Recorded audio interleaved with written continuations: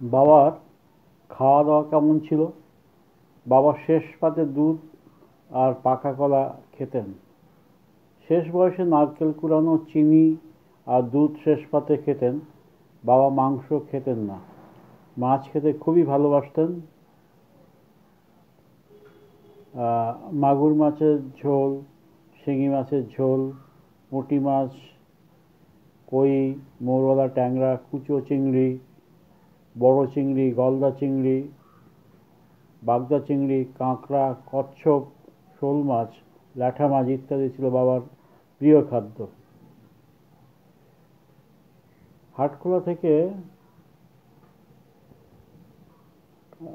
তো বটেই, যখন যেখানে মাছ ধরা হতো সেখান থেকে বাবা মাছ সংগ্রহ করতেন।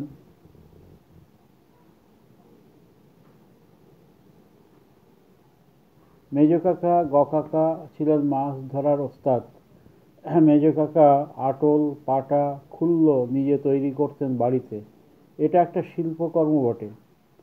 এ ব্যাপারে কাকার একটা নৈপুণ্য ছিল। তল্লা বাঁশ, কাতা এবং এক ধরনের লতা ব্যবহার করে এই আটল বা খুল্লো বা পাটা তৈরি করতেন। খালে পাটা দিয়ে এরিয়া ঘিরে কয়েকটি আড়াআড়ি ঘিরে জায়গা করে সেখানে খুল্লো বসাতেন। ভোর সকালে সেই আটল তুলে ঝাড়াই করে বালতিতে করে মাছ নিয়ে বাড়িতে ঢুকতেন। এভাবেও মাছের জোগান আসত। ছোট কাকা কাকা মাঠের হানায় লাফা দিতেন, তাতে ল্যাঠা মাছ, শোল মাছ ইত্যাদি পাওয়া যেত। মেজ কাকা ভাজা মাছ খেতে খুবই ভালোবাসতেন। বাবা 20শে এপ্রিল 2005 সালে মারা যান। ওই দিন বাবা বাড়ির পিছনের দিকে বড় পুকুর থেকে যে জল সেচে যে মাছ ধরা হয়েছিল তা সেই মাগুর মাছ খেয়ে ওইটাই তার শেষ মাছ খাওয়া, এবং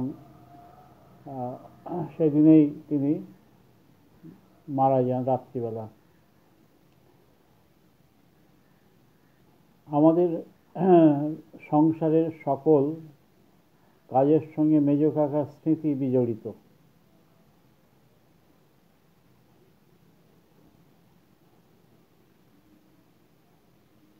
মেজ কাকা শিব ঠাকুরদাদার গাব গাছের গাব সংগ্রহ করে ঢেঁকিতে কুটিয়ে খেওলা জলে মাঞ্জা দিতেন। গাবের গাবের একটা কষ, এই কষ জলটা মাঞ্জার কাজে ব্যবহার করা হতো। মেজ কাকা কখনো দুপুরে অতিথি এলে তাকে না খাইয়ে ছাড়তেন না। প্রয়োজনে পুকুর থেকে মাছ ধরতেন জাল ফেলে। তার জন্য মেজ কাকিমা প্রায় কড়া খাঁকা দিয়ে খাওয়া সারতে বাধ্য হতেন। আমাদের সংসারের সকল কাজের সঙ্গে মেজ কাকার স্মৃতি বিজড়িত।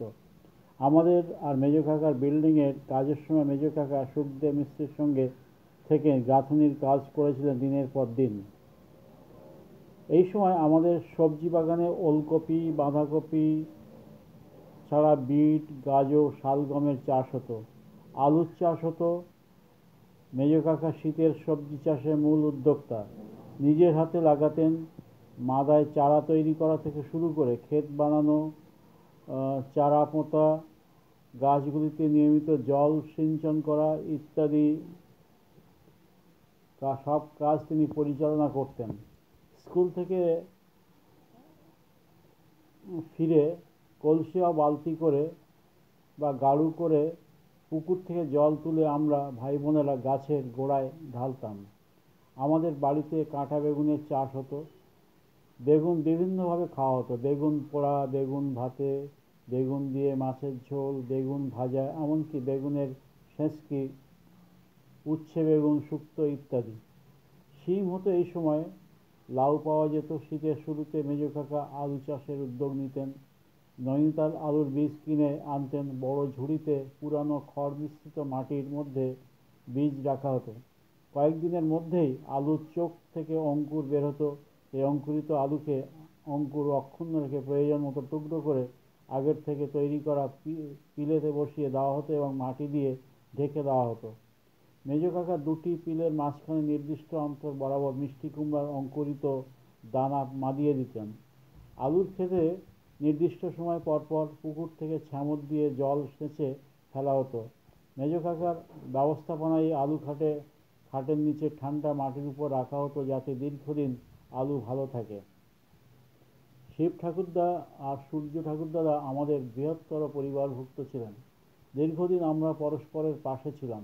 বারোয়ারি কালী পূজা, হরি পূজা, বনদেবী পূজা ইত্যাদিতে শিব মায়দা আমাদের পরিবারেরও প্রতিনিধি হিসেবে চাঁদা জমা দেওয়া, দই চিঁড়ার মালসা প্রসাদ সংগ্রহ করার কাজ করতেন। যেন তিনি আমাদের বৃহত্তর পরিবারের পরিবার প্রধান। গরমের সময় শিব মায়দাদের খই গাছের নিচে বিলে প্রায় 1 বিঘার মতো জায়গা কাঁথি দিয়ে ঘিরে কুমড়ো, ঢেঁড়স, ফুটি ইত্যাদি সবজির চাষ হতো। মেজ কাকা মূল উদ্যোক্তা এখানে। রবিবার ও গরমের ছুটির দিনগুলোতে অনেক দুপুরে তপন কাকার সঙ্গে আমার দিন কাটতো গল্প শুনে।